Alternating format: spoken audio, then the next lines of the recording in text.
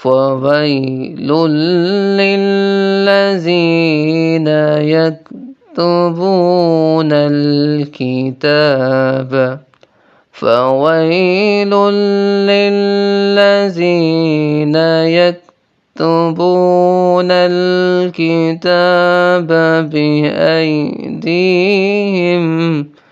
بأيديهم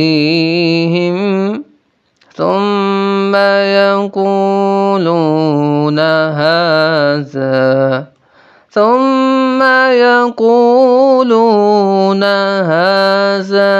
من عند الله ليشتروا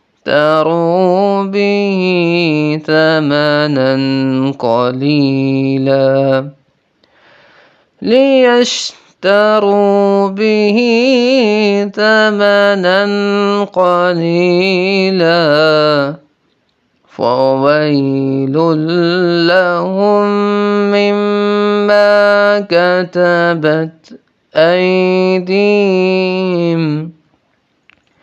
وويل